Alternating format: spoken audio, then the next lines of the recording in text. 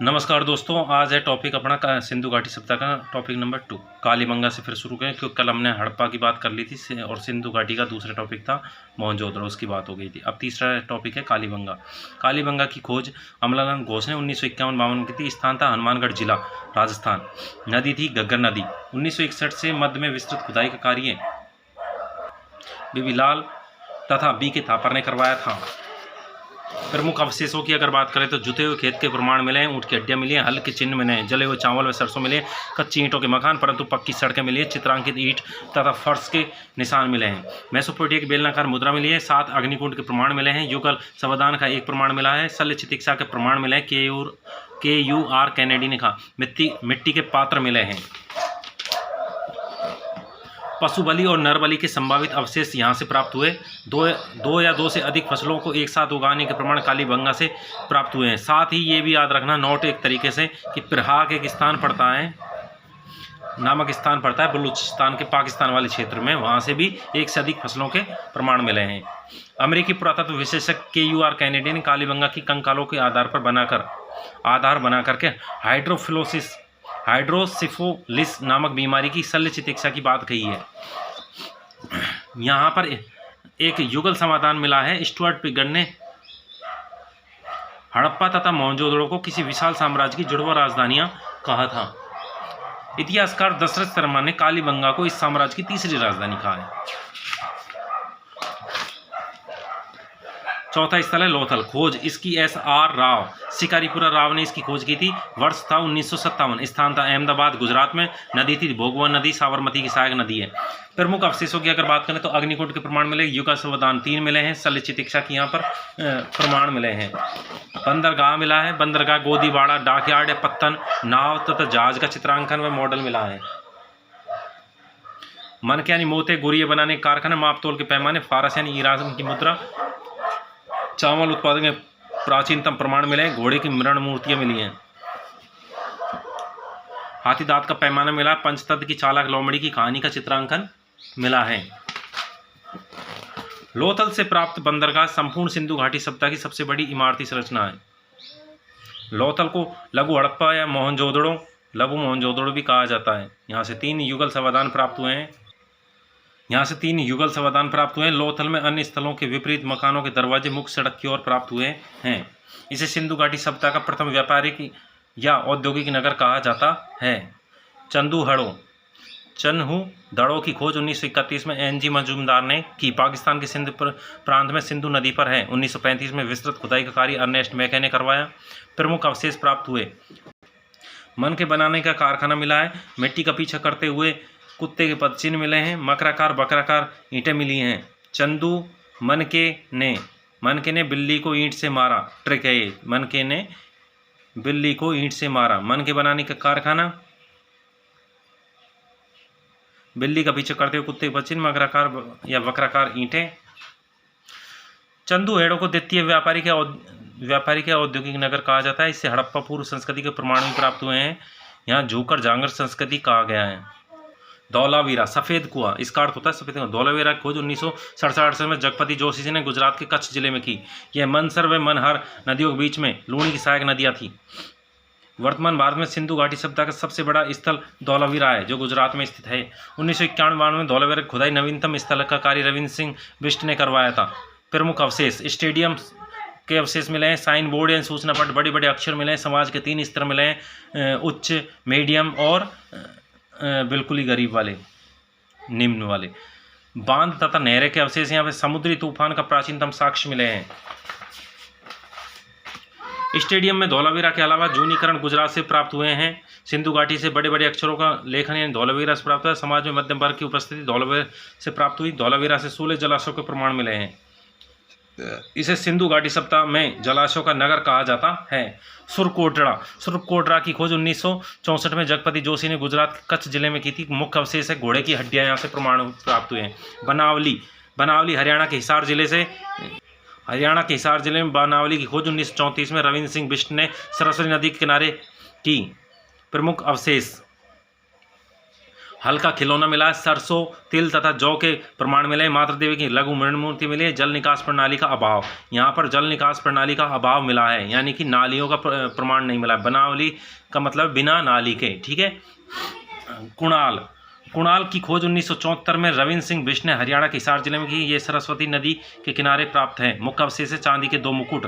चांदी के मुकुट प्राप्त होने से राजतंत्रात्मक प्रणाली की संभावना व्यक्त की जाती है। कोट दीजी, पाकिस्तान में सिंधु नदी के तट पर स्थित कोट दीजी खोज 1935 में श्री गुर्रे ने की थी। यहाँ से 2 बार अग्निकांड के प्रमाण प्राप्त हुए हैं। रोपड़, रोपड़ की खोज 1953 में यज्ञदत्त शर्मा ने पंजाब में सतलज नदी के तट पर की। रोपड़ से मनुष्य के साथ कुत्ते के दफनाने के प्रमाण प्राप्त हुए हैं। स्वतंत्रता के बाद खोदा गया 1953 में पहला स्थल है। बालाकोट, बालाकोट की खोज 1963 में जॉर्ज एफ डेल्स ने पाकिस्तान में बिंदार नदी के तट पर की। बालाकोट सीप उद्योग का प्रमुख केंद्र था। दैमाबाद, महाराष्ट्र में प्रवरा नदी के तट पर स्थित दैमाबाद में कांस्य का एक रथ प्राप्त हुआ है जिसे वाहक 2 बैल हैं।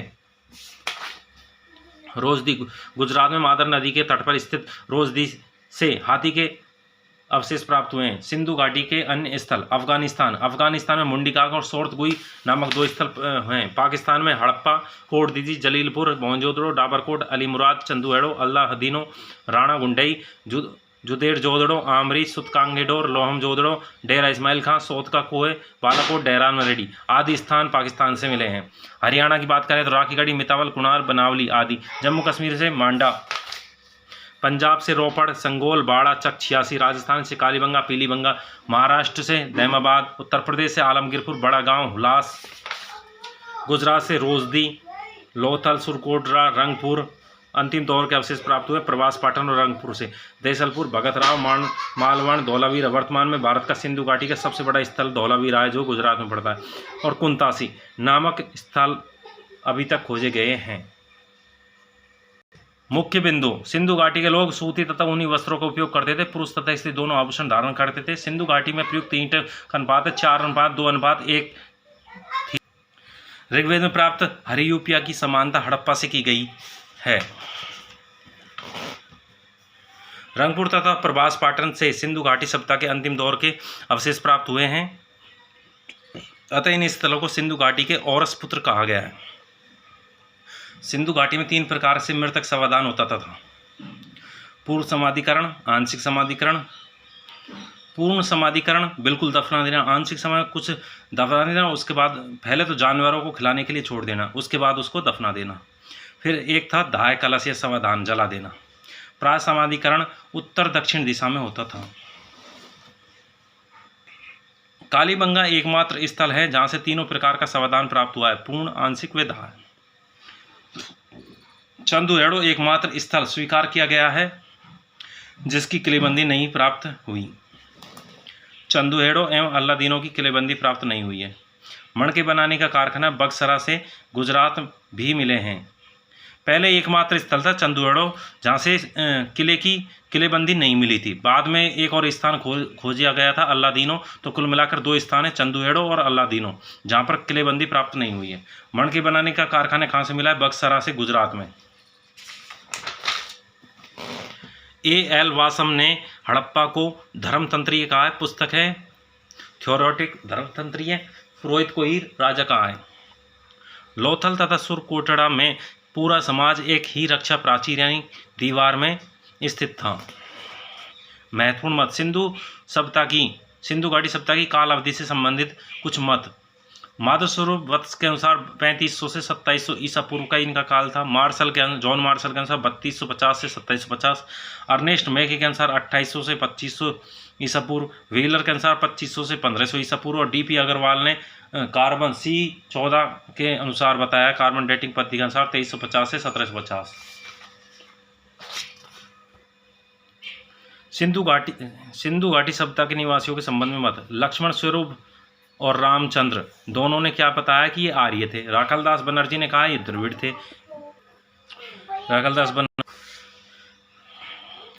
गार्डन चाइल्ड व व्हीलर ने सुमेरियन या मेसोपोटामिया 2 नदियों के मध्य भूमि दजला फरात सुमेरियन सभ्यता बेबीलोन सभ्यता सर्वप्रथम कीलाक्षर लिपि यहाँ पर थी। ठीक है, सुमेरियन या मेसोपोटामिया सभ्यता की सभ्यता कहा है। फेयर सर्विस ग्रामीण संस्कृति कहा है। अम्लान घोष ने इसे चौथी संस्कृति कहा है। सिंधु घाटी सभ्यता का व्यापार। सिंधु घाटी सभ्यता का व्यापार मिस्र तथा मेसोपोटामिया के साथ था। मेसोपोटामिया में समकालीन सुमेरियन सभ्यता अस्तित्व में थी। इस सभ्यता में सर्वप्रथम कीलाक्षर लिपि का प्रयोग हुआ है। मेसोपोटामिया की राजधानी अक्काद से इस व्यापार के प्रमाण मिले हैं। सुमेरियन सभ्यता के अभिलेखों से प्राप्त होता है कि सुमेर का व्यापार मेलुआ के साथ था, जिसमें माखन व दिलमून विचोलिया का काम करते। मेलुआ सिंधु घाटी सभ्यता थी। माखन ओमान या मकरान था आज का, और दिलमून बहरीन द्वीप था।